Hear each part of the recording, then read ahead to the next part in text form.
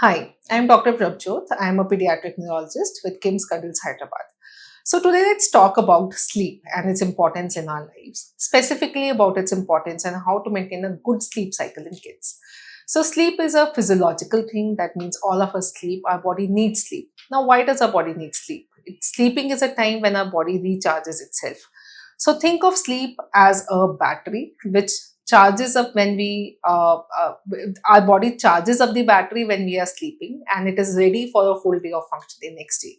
So throughout the day, the battery for our body slowly goes down and we are discharged at the end of the day and we have to sleep again to charge ourselves up.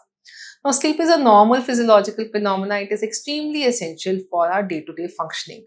Lack of sleep can result in a lot of issues in our day-to-day life. For kids specifically, a lot of kids who are not sleeping well, are not good sleepers, or have a disturbed sleep can present with poor school performance, daytime hyperactivity, daytime behavioral issues, and repeated school related issues or complaints. A common manifestation can be attention deficit hyperactivity in kids. So many times when kids come in with behavioral issues or excessive sleepiness during daytime, we do ask about how kids are doing in the night.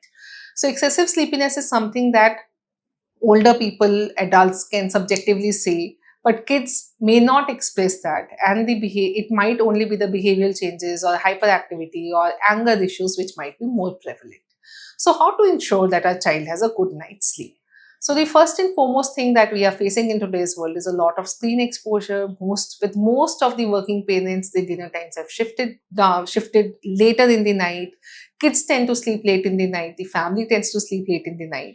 And when this is clubbed with early morning school hours or early morning activity hours, it results in a chronic sleep deficit for kids. So how do we ensure that a kid is sleeping well?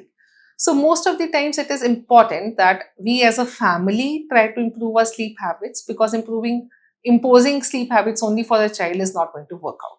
So what we can do is we can have a regular dinner, probably early in the night, finish off by 8 or 9 o'clock, have a wind down time.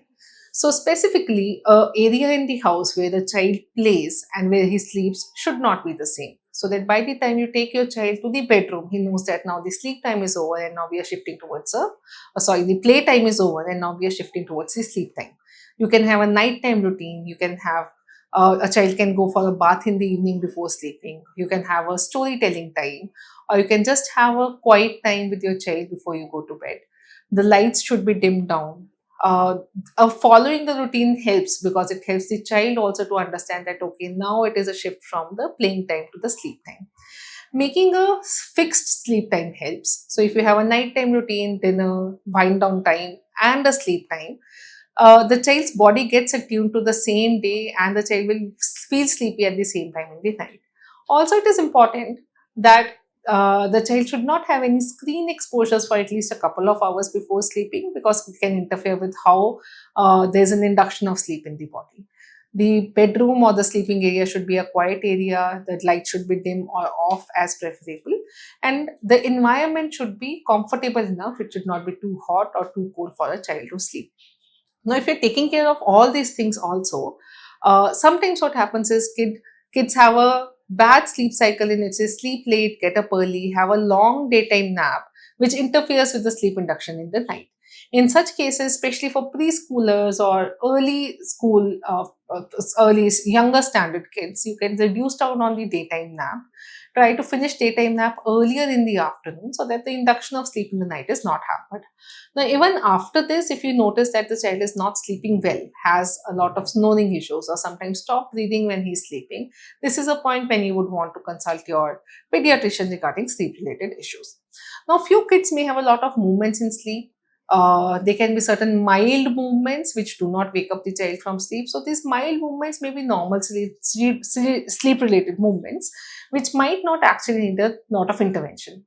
But if there are conditions in which there are movements which are waking up the child multiple times in sleep, or the child is waking up, walking around, waking up and crying for few minutes or 30 minutes, 1 hour before going to sleep, and this is something that is frequently disturbing your child's sleep, this may be a time when you see your pediatrician and raise these concerns. There are certain sleep related disorders, and these may be few of those. In cases of sleep related disorders, we do ask for a sleep diary followed by something known as a polysomnography to exactly try and see what's happening, what are the abnormal or odd things that are happening in sleep, and see how we can treat them. So I hope this helps with a lot. It helps a lot of parents as far as the sleep routine and sleep cycle maintenance for your children is concerned. Also important point that try to maintain the same sleep cycle over weekends and holidays as well, because a change in the schedule of the sleep can again result in difficult in coming back to the sleep cycle during the normal working days. So I hope this was helpful. Kindly reach out in case of any issues. Thank you for listening.